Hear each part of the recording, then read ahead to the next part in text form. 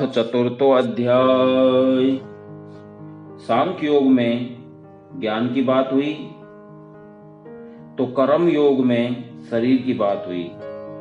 शरीर से कर्म कैसे किया जाए और बुद्धि से ज्ञान मार्ग पर कैसे चला जाए ये हमने पहले जान चुके हैं, लेकिन अब ईश्वर को जानना जरूरी है, क्योंकि अर्जुन का सवाल था कि मैं ईश्वर को क्यों मानूं। इस अध्याय में ईश्वर का परिचय, ईश्वर के आने के कारण, स्वभाव सहित 8 बातों पर चर्चा की गई है। आइए एक बार फिर इस यात्रा पर चलते हैं और चौथे अध्याय ज्ञान कर्म संन्यास योग में श्री कृष्ण क्या समझा रहे हैं।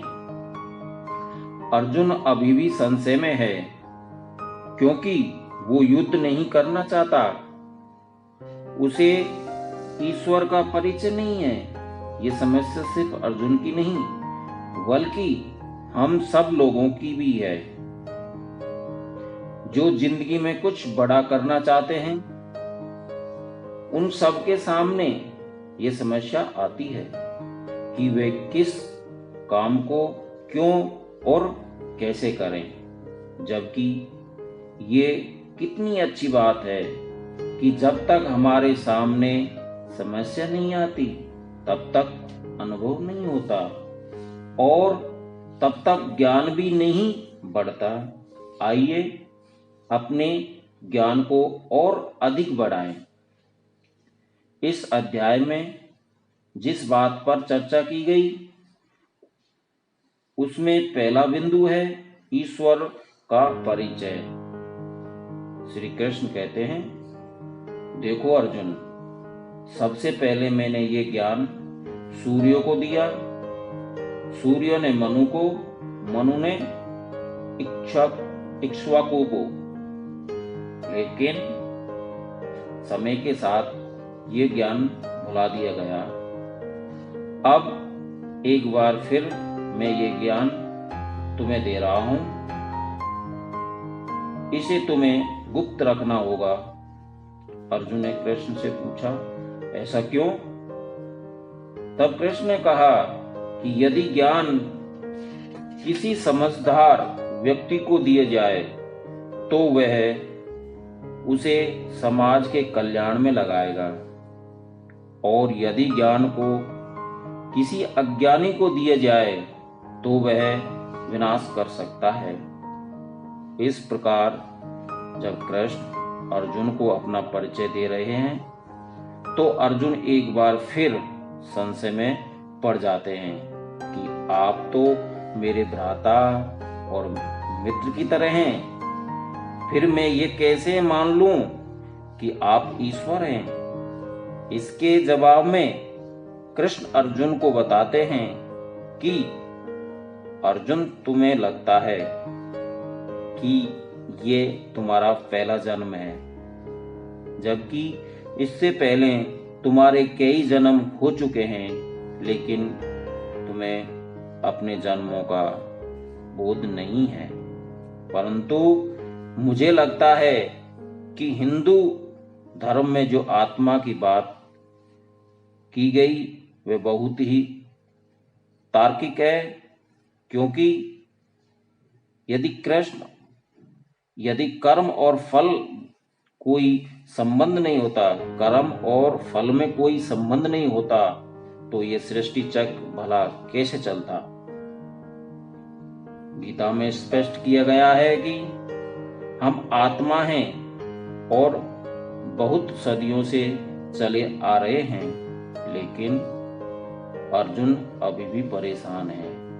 और तब वह दूसरा प्रश्न पूछता है कि आपके आने का कारण क्या है प्रभु? तब भगवान श्री कृष्ण उसे जवाब देते हैं कि जब जब धर्म की हानि, जब जब समाज में अराजकता बढ़ती है, तब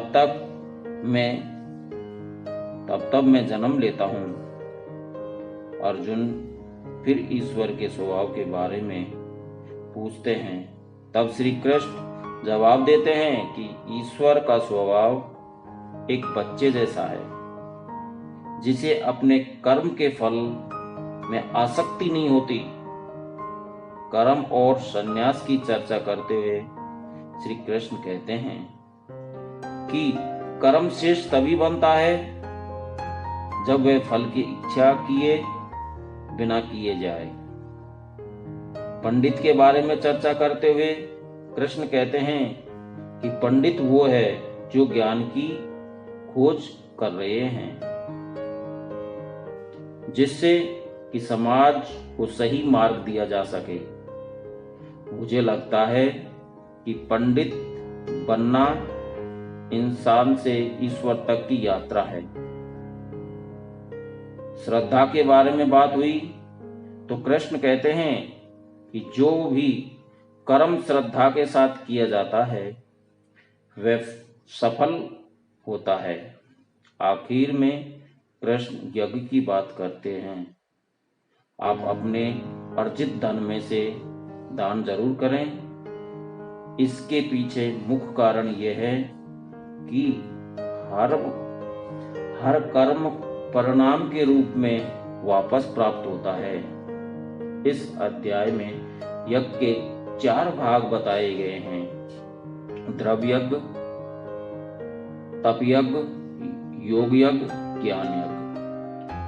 द्रव्य यज्ञ वो होता है जो अर्जित धन का दान देना, अर्जित धन में से दान देना। तप यज्ञ होता है व्यक्ति मेहनत करके जो दान करता है। और योग यज्ञ वो होता है ध्यान लगाना और अंतःरस को प्राप्त करना। ज्ञान यज्ञ ज्ञान की अग्नि में कर्म बंधन को ध्वंस करना। इस अध्याय में ज्ञान के दान को सर्वश्रेष्ठ बताया गया है। मैं आपको उदाहरण से समझाता हूँ। शिक्षक को अपने विद्यार्थी को ऐसा ज्ञान देना चाहिए जिससे वे श्रेष्ठ बने और समाज की प्रगति में अपना योगदान दे सके।